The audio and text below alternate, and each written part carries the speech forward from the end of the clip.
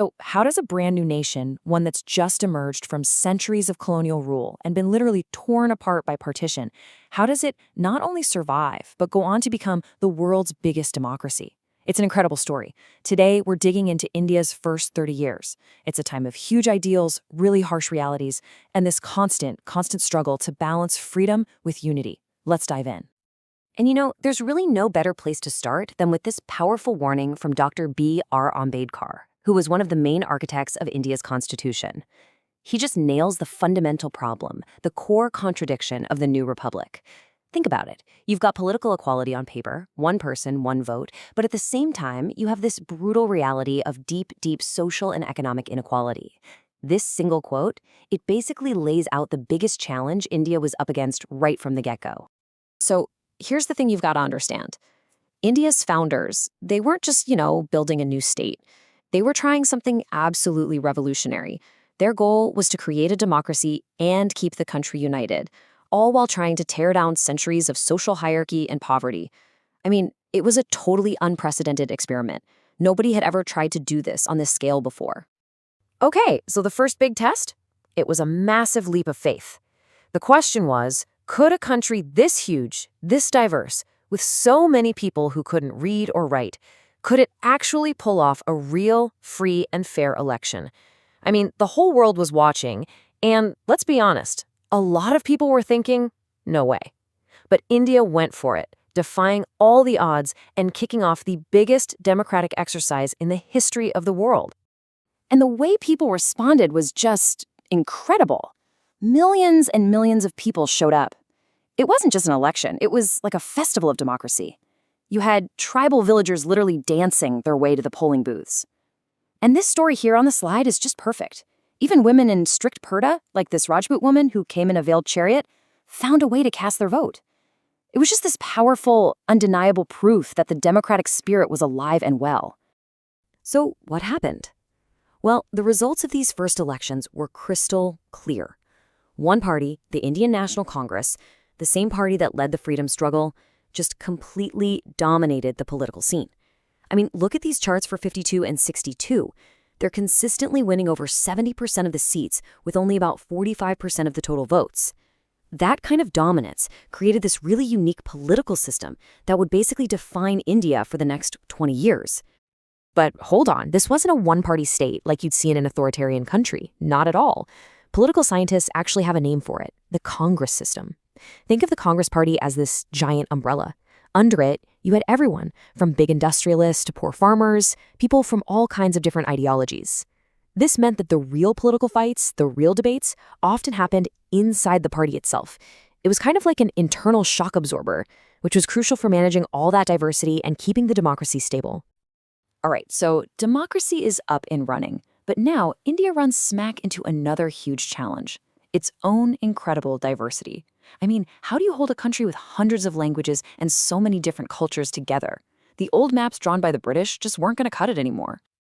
So this powerful movement starts to build, demanding that India's internal map be completely redrawn based on language. And this, you can imagine, really worried the national leaders, especially Prime Minister Nehru. They were afraid that if you created states based on language, it would just pour fuel on the fire of separatism and crack the whole country apart. The unity was still so fragile. The whole thing came to a head with a real tragedy. In 1952, an activist named Poti Srimalulu died after a 58-day hunger strike. All he wanted was a separate state for people who spoke Telugu. His death sparked massive protests, and it basically forced the government's hand. That led directly to the creation of the first linguistic state, Andhra.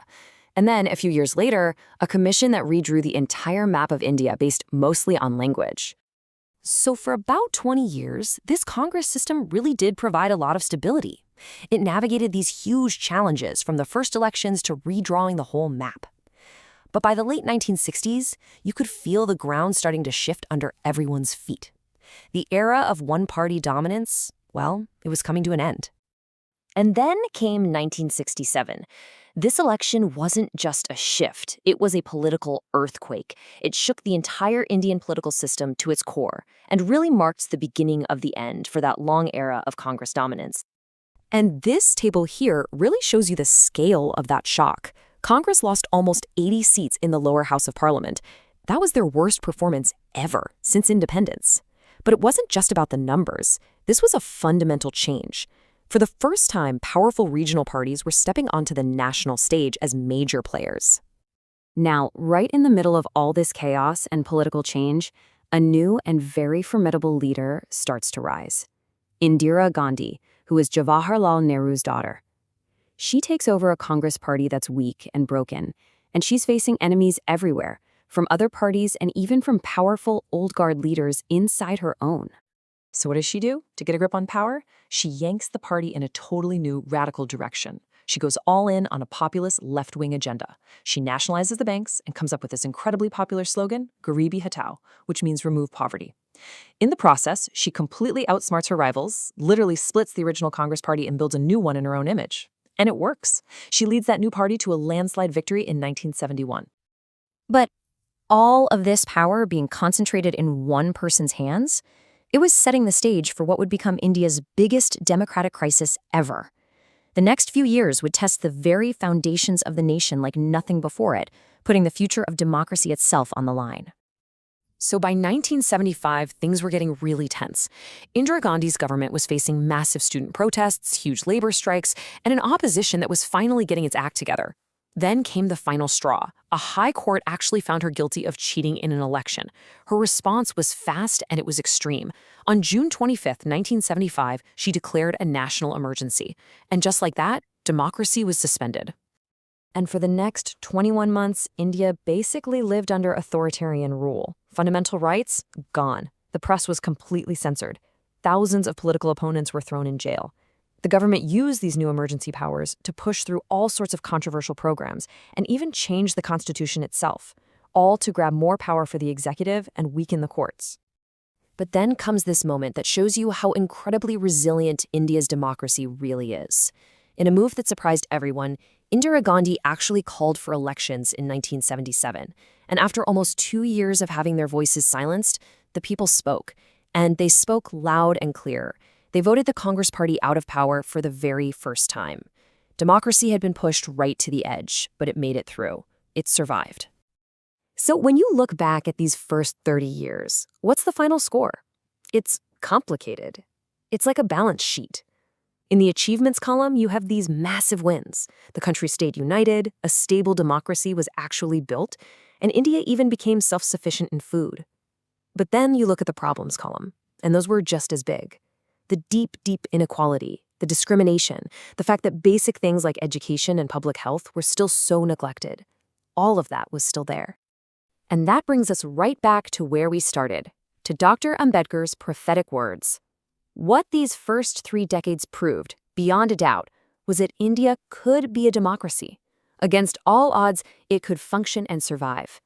But that core contradiction he talked about, the huge gap between political equality on paper and social inequality in real life, that wasn't fixed. And that would remain the central, defining challenge for India for decades to come.